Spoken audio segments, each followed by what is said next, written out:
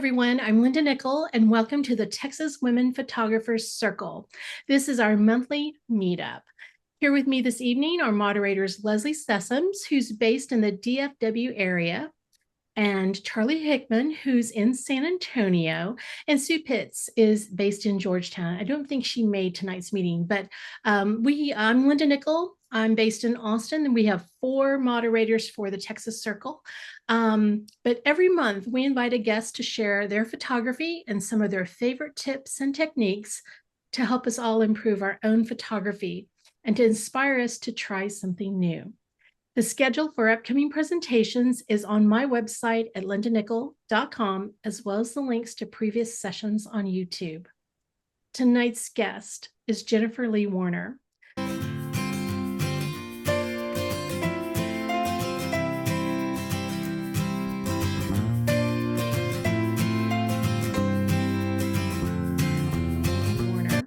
Jennifer is a wildlife, nature, and conservation photographer based in San Antonio.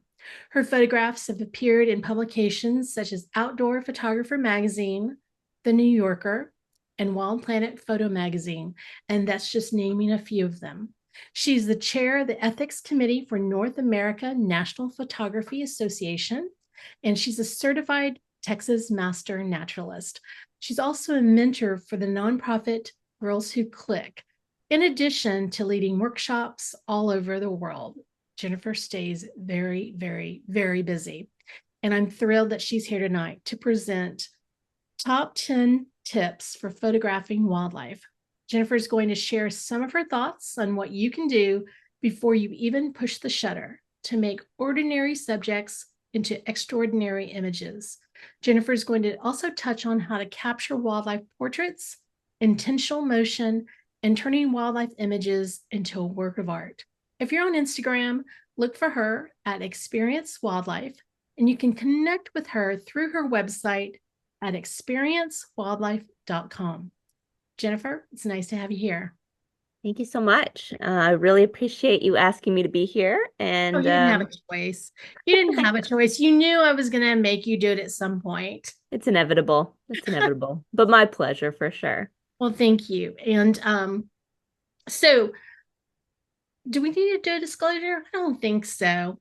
Usually I like, well, how did I find my speaker kind of thing? But you kind of fell into my lap. You were a featured photographer at a photography festival that's held in Georgetown, Texas, every March. This year it's March 16th. So if you're in the Central Texas area, or even if you're not, fly in. Christy from New Jersey, this is aiming at you, but fly in. It's a lot of fun. So you were one of those featured photographers, and before you know it, we somehow got into a 3, 4, 5 hour lunch. So you knew I was doing this type of Zooms where we were just kind of connecting with people around the world. And you were just so generous with sharing what you know. And I just think this is just kind of a cool way to introduce yourself to some new people and share those photos that I know that you love taking. So with that, I'm going to give it to you. Wonderful. Well, thank you very much. I absolutely love connecting with people, and I particularly love helping other people, particularly women, to, grow in their photography and explore the world. So this is wonderful. I'm going to share my screen. If you have questions throughout, put them in the chat. We'll make sure we leave some time to answer any of those. And if at any point there's technical difficulties, don't hesitate to let me know. So make sure I'm not just talking to myself. I will. All right. All right. So like she said, we're just going to be talking about the top 10 photography tips for photographing wildlife. And I got a lovely introduction already, but just a quick recap. I'm Jennifer Leigh Warner. I've been working as a full-time professional photographer for over 18 years. I started my company Experience Wildlife right out of college. And I am also on the board of directors for the North American Nature Photographers Association, as well as their ethics committee chair, and I do lead workshops both online and in person all over the world, many of which are done through Wildside Nature Tours. So throughout the presentation, I'm going to be talking, hitting some of these key things, talking about settings, body position, light, angle, and really seeing the world from a from a documentary perspective. So first of all, what makes a good image? That is, you're starting out in photography, knowing what makes a good image is your first step. So is it your camera equipment? Is it your settings that you're using? The way that your subject is positioned? Is it the light on your subject or the angle in which you're trying to capture your subject? Or is it the background? And the answer is all of the above. Everything that we are doing all comes together to make a good image. And that's really important that we're thinking about all of those elements before we're even taking those pictures. We've got to be thinking ahead before we snap that shutter. So let's start from the beginning, settings. If you're starting in photography, you may or may not be aware of the exposure triangle. This is the most important thing that you can think about when you're talking about settings. Your ISO, your shutter speed, and your aperture are the three things that come together to make your exposure the way that you want it. And if you're not in manual, I highly recommend that you get there. And if you're just starting out and that seems very overwhelming, at least try to go 2 out of 3. I recommend shutter speed and aperture. So if you have to put your ISO into an automatic mode while you're starting out, that's fine. But the more control you have of your settings, the more your images are going to turn out the way you're intending them to turn out. So I like to think of it like driving a car. So if your shutter speed is you pushing on the gas pedal and your aperture is steering the car, maybe your ISO is the brake pedal. You're going to be wanting to use all of those things when you're driving. But you could put it into, a automatic setting. You might use your auto gas, right? You don't have to have your foot on the gas while you're driving, but eventually you might want to control that. So the more control you have of your camera, the more you're going to be able to go where you want to go. So my tip number 1, let's talk about depth of field. This is your aperture, okay? This is controlling how much of the picture is in focus. So the wider the depth of field, this is your higher number on your camera. So for example, like f22 being a high number, the more in focus the background is going to be. So if you are trying to get a picture where you want all of the elements in focus, so you might want, your subject that's closer to the camera, but you also want your background to be in focus too. You're going to want a wide depth of field. If you are trying to get a shallow depth of field, this is the lower number, your f2.8, for example. The subject is going to be in focus where everything else is going to be out of focus. So here's a good example. You've got a little bit of the foreground out of focus, you've got the background out of focus, and your subject's in focus. This is really good for portraits. So trying to get that really narrow depth of field so everything else is not visible. You're just putting all the focus on your subject. Now, if you have more than one subject on a different plane, this is something I see a lot of people struggle with when they're first starting out. Think about trying to get a little bit wider depth of field, even if you want to blur out that background. So you're looking at a depth of field with an aperture of like f7.1.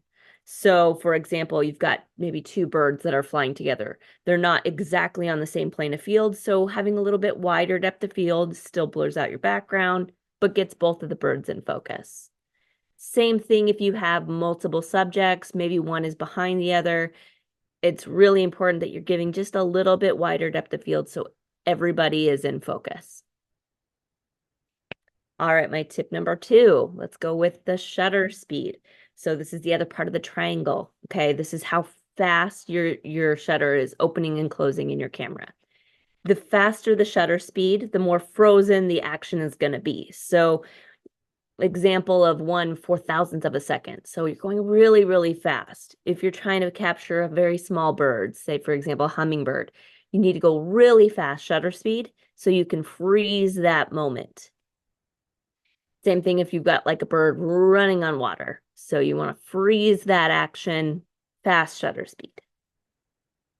Now, to go the other way, if you want to slow down your shutter speed and get a little bit more blurred motion, you might be wanting to show something moving really quickly or purposely blur, say, a body part to show movement. You're going to slow it down. So an example of this would be like 1/60th of a second. So in this case, cheetahs, we know that they go really, really fast.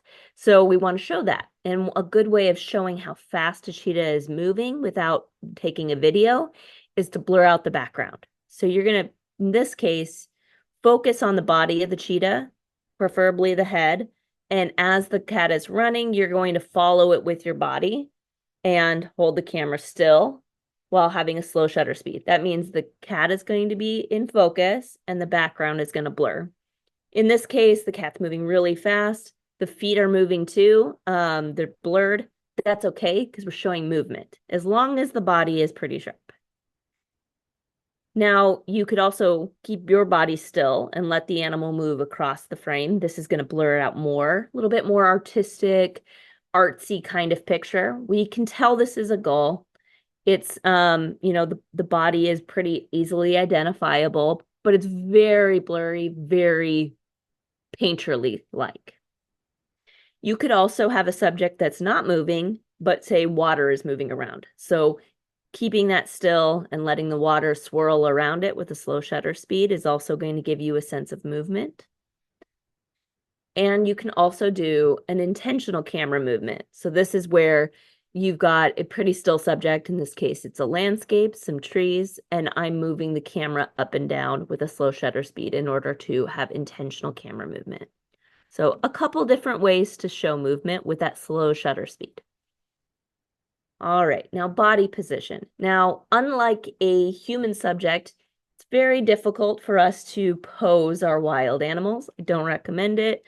Don't want you to go and tell them how to stand, but we can prepare ourselves for when they're going to get into that position. So instead of the term spray and pray, where we're just taking as many pictures and just hoping that one turns out, we're waiting for those critical moments for when the animal is in the position that we're ideally looking for.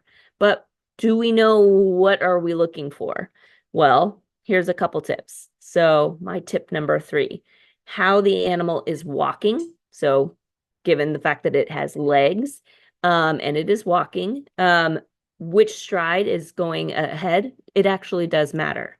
So looking at the zebra, for example, what we typically want when our subject has legs is that it is going to be the further leg from the camera is forward.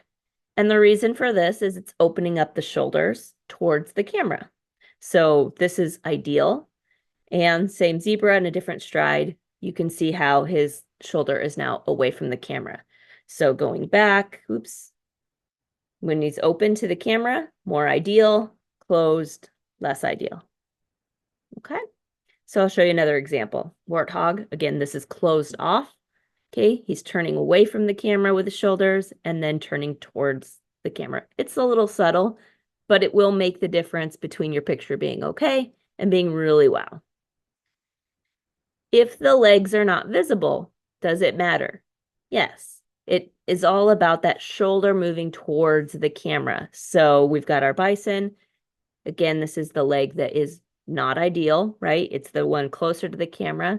And now as he strides, he's turning his shoulders towards the camera. He's opening it up and giving you a little bit more of his chest. So that's what we're looking for. We're waiting for this stride. This is also for mammals too, not just our ungulates. So we've got the little pine marten. He is turning his shoulders towards the camera and opening up that leg that's further from the camera. Also really good if you could have the foot off the ground, which is showing that the animal is in fact walking. This is by the way, Yellowstone in the winter. We were talking about that a little earlier, and it is delightful. So whoever is going to Yellowstone this winter, you're gonna have so much fun. All right, so mammals, ungulates, like I said, same thing. Foot off the ground, further away from the camera, or from, yeah, further leg from the camera, opened up. Now, what if the animal's walking directly towards you? So, this is a bison. Make sure we're having plenty of safe space because we know that they're dangerous. We're not getting close. We're using our telephoto lenses. But if the animal is in fact walking towards you, which foot is up matters less, but having that foot off the ground will in fact show that the animal is walking. So it doesn't necessarily matter as much when they're straight on. Just make sure the foot is off the ground.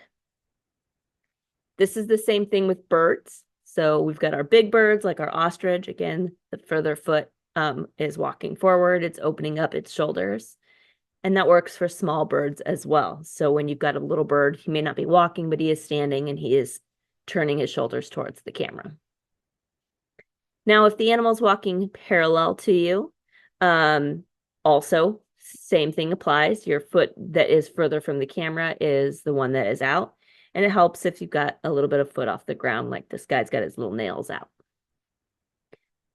So another example here of the elk. Same thing with the coyote. So whether they're ungulates, they're mammals, it's always better to have that further leg out. Even if they're kind of turning towards you. So he's not walking directly at me, but he is sort of facing me. Again, foot off the ground. Now, if the animal is standing, something like your rhinos, they're really square, squaring him off. In this case, tends to work a little bit better. You've got a real good symmetry going, so it's pretty much even on each side. But for a lot of animals that are not so squared off, they do tend to rest their weight on one foot or the other, just like people. You'll notice people don't stand on both feet at the same time. They tend to rest their weight on one leg or the other. So wait until the cat, or in this case, the cat relaxes, and you're going to get a little bit more of an S curve in that body position. Now, if the animal is jumping, your deer tend to do that a lot. Waiting until the animal is completely off the ground is your kind of ideal body position. And when it comes to animals, some animals actually have cultural significance in the way that they are positioned. So elephants are a great example of this. In Asian cultures, having the trunk up means that it is lucky and or prosperous, and trunk down tends to mean that they have not achieved enlightenment. So if you are trying to sell your images, knowing that might actually make your images sell better if you are trying to achieve something that is culturally significant. So again, with our trunk up, we got the trunk up walking towards us. I photographed a lot of elephants and they don't like to put their trunks up that often. So waiting for those moments, it's really, really important. All right, when we talk about birds and flying, wings up are more appealing. You're seeing that the feathers a little bit better. Example of it down, not as appealing. So up, showing that it's flying, it's a little more pleasant. Same thing with wings out versus wings up. So opening those body up, whether they're walking, they're flying, we want to open up that body. Same thing with animals that are resting. So when you've got the wings together, it's a little bit more closed off versus opening up. So waiting for these moments or positioning ourselves in these moments to open up the body and giving a little bit more of exposure to the entire body. Okay. Tip number 4, when there's more than one subject, showing connection to our subjects is really important as well. So whether or not the animals are connecting, this is most likely a mom and a baby or a young one. So showing that connection, waiting for them to touch. They might be just gathered together. A lot of people know that sea otters, they hold hands when they're rafting so they don't drift away. So showing them connecting like that. or even a mom and a baby that are kind of cuddled together. So showing that connection. They don't always have to be touching to show connection, just looking at each other. I don't know what this cub did, but he looks like he's in trouble. And that is really what we're seeing out of that mom's, that look that she's looking in his direction. Same thing when you've got two animals, they might not be connecting, but they are in the same picture. And it's a much stronger story that he's walking parallel and the cow is looking at the coyote. So showing that connection in just the mood. Anytime you can show the full body is always better. Very often when animals nurse, they'll go from the side. So going in between the legs is a much better position for us as photographers because we're able to see full body of the mom and the baby as it swoops under and starts to nurse. Connecting with its food source, also good.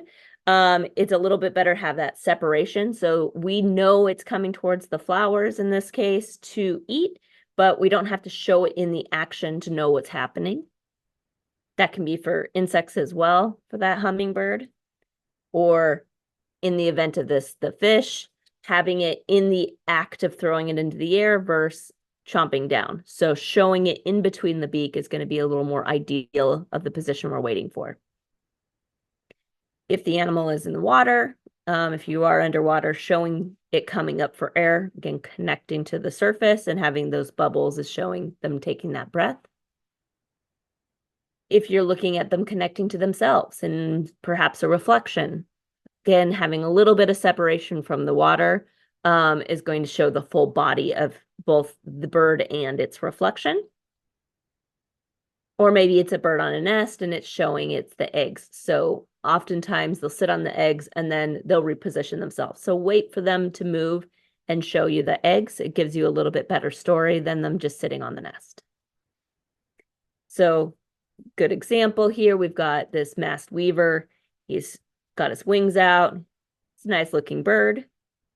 This is a little bit better, showing him with his nest. So a little bit better. And then actually making contact. So think about that position, wait for those moments to happen and see what you can get.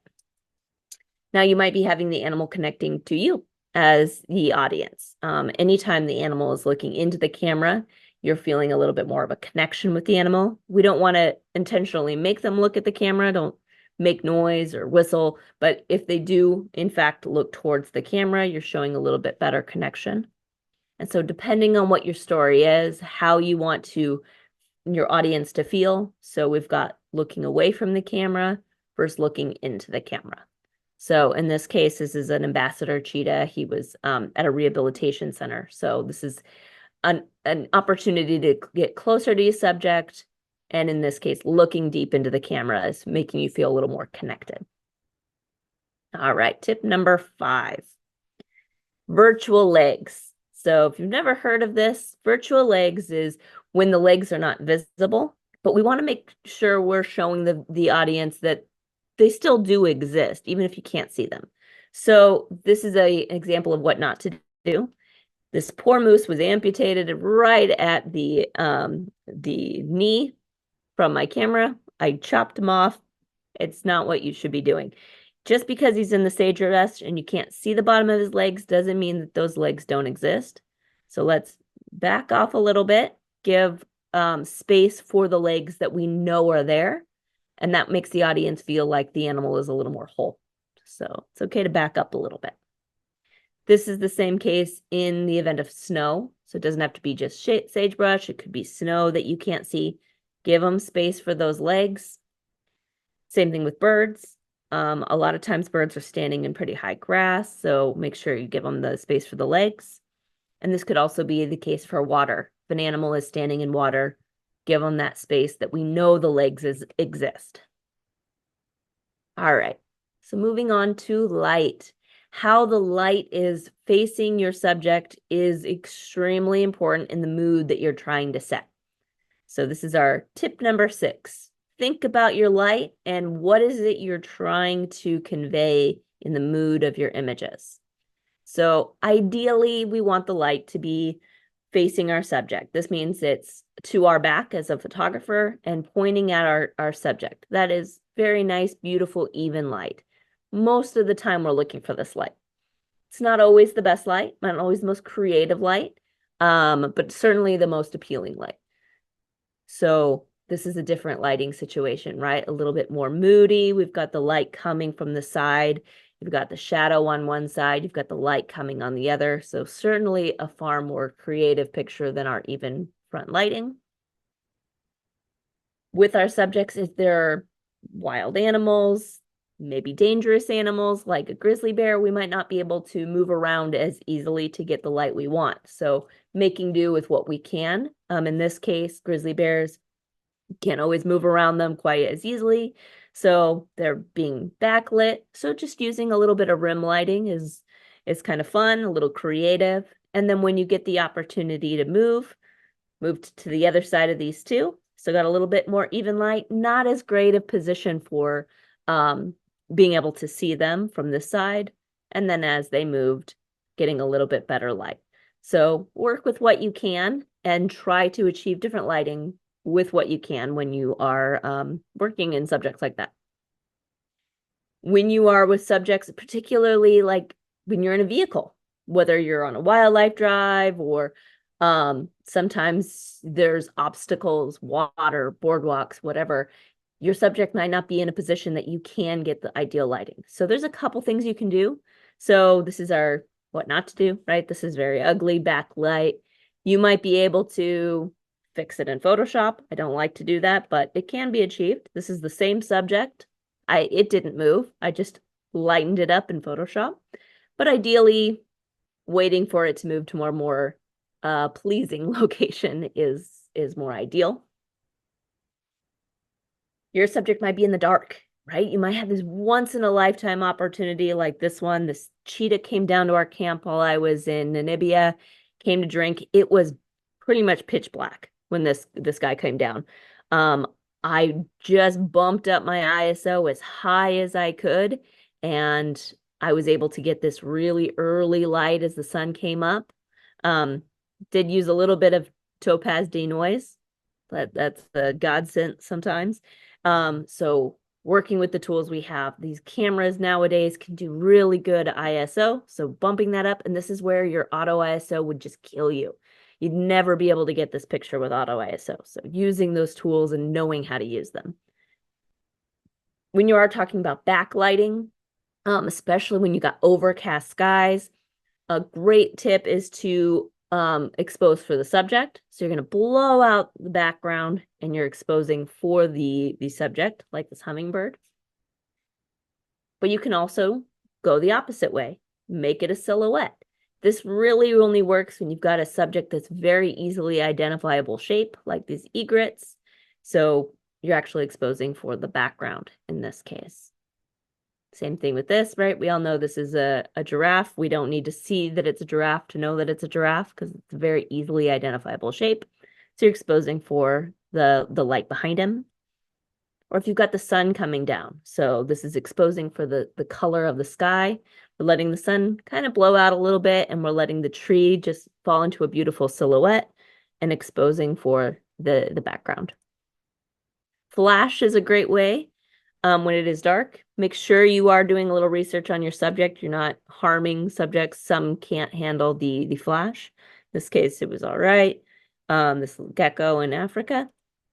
And owls can be particularly sensitive to flash, but this is, as you can see, with a biologist, and I did ask ahead of time, and he was okay with it well during this banding. So it's, since the owl wasn't about to go hunt or fly. So knowing what you're doing, but flash can be a great way of getting that light. If your light is terrible, throw it into black and white. This is a real creative way to fight some of those bad lighting situations. So a lot of times you'll see images that are just a little too harsh lighting, thrown into black and white. In this case, it's still early morning light, but that light was just killing me behind these guys. So just throwing it right into black and white gives you a little bit of a creative edge to your photographs. Okay, so moving on to angle. The angle in which we're photographing is really important as well. So this is our tip number 7. Think about your angle and how that is going to affect the way the subject looks.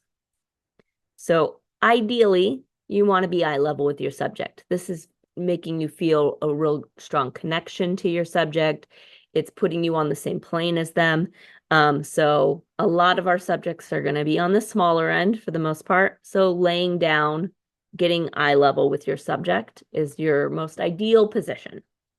So a couple examples here, shorebirds, perfect examples of getting down low, eye level with your subjects. Now, if you're going to get, say, a reflection in the water as it's coming up into the sand, you might need to raise yourself up a little bit. So think about those things. It's not always just getting down low, but positioning yourself so that you can start to capture some of those creative elements. Things like the reflection. Same thing here with the shadow, right? A shadow is being cast from this bird in the sea foam there. So keeping an eye on that, you might need to raise yourself up to be able to angle yourself to get the shadow. A good way to get low for your subjects is this ground skimmer pod. This is my one little my tool that I love to use to get down low. This way I don't have to be laying on my stomach in the sand and getting all muddy. I can put the skimmer pod down, it protects my camera, and I can get down low. And I captured this with the skimmer pod. So I was able to get the reflection there, real small turnstone there. Now, eye level may not always be ideal. In this case, I'm up above my subject, and this was a way for me able to get a little bit more of the body. Just her head is above the water, but because of my angle, I'm able to see more of her body as well as the bubbles. So in this case, I liked being above her. So know the rules, break them a little bit. This is what you would get if you were more eye level. So totally different photos, not necessarily better or worse, but you're going to get a completely different perspective. So giraffe, this is our ideal way of seeing a giraffe, right? You're pretty much eye level. It's walking parallel to you. But think about how else might be unexpected to see the giraffe, like say from the air. So this is a hot air balloon shot. I'm photographing down, and it's an angle that we never see in giraffes. So it's totally different, totally unexpected, and giving you a much more creative angle. Same thing with birds, right? We see them up on these branches. This is pretty typical, but think about getting right under them. You know, you see this a lot in places like, say, Florida, where you've got a lot of these birds nesting in the spring. Getting underneath, letting the sun shine through the wings is a completely unexpected angle. All right, now background. Backgrounds are super important.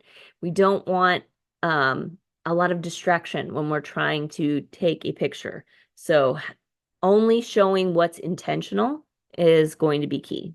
So this is our tip number 8, showing our background in a way that is extremely intentional. All right, so we're really trying to focus on a subject, doing a real narrow depth of field, blurring out that background, finding a background that's really non-distracting, like water, sky, things like that. That way you're focusing only on the bird. Same thing here. This is a really non-distracting background. So the cardinal is standing out against this very nice, clean background. We might intentionally want to show the bush that it's sitting in, though. Same area. I just included the tree that he's sitting in, and this way I'm getting a real wide depth of field. So I'm using a setting that is allowing us to see both the bird and the tree at the same time. Very intentional. In this case, I'm a little bit of both, right? I want the background to kind of fall into a nice, soft, pretty golden color, but I'm showing the trees around him, so we have a very good idea of what is this beautiful color that he's standing in. We might want to include all of our subjects so to create an interesting pattern. So zebras will tend to do this. They'll line up. It's believed to do this to confuse predators on what they're looking at. And you can see the zebras are facing different ways. They're looking out on each way to look out for predators. If you know this, you can kind of line yourself to be able to get a creative angle like this. So this is a real wide depth of field. I'm intentionally including all of this in the background. But we have to be careful that we're not adding elements to the background that are not supposed to be there. So we know this is a moose. The other subject we're assuming is a moose. It's pretty distracting. It's kind of merging in, blending into the subject. So just moving over a few feet one way or another, use your feet. And now you've separated your subjects, and now you know that's two moose. Male, female, standing in the background. The female is out of focus, that's fine, but we know that they are separate animals now that they're not merged together. You might want to intentionally include a subject in order to kind of create an artistic rendering. So I used the back of a horse to frame my image while including all of the elements in the background in focus. So we've got the horse, we've got we've got the trees in the background, and then of course the beautiful mountains. So real wide depth of field, but using that first horse as a frame. In this case, this town behind these lions, it's very distracting, was actually it was a camp for the rangers of this wildlife refuge. Very distracting. So just positioning ourselves a little bit further down the road, turning and zooming in allowed us to focus on the subject without that distracting village behind him. Now you might want to include something really cool in the background. This is an Aegean cat. These are found only in Greece, and they are found all throughout Greece. They're feral cats. They're taken care of by the people, but used primarily to decrease the rodent population. And a cat is cool. They're beautiful animals, but a cat with the ruins is so much cooler. So including those backgrounds, you see an animal in those settings, include the setting. This could be the same as our squirrels in Washington, D.C. If you've ever been to Washington, D.C. around the monuments, there's squirrels everywhere.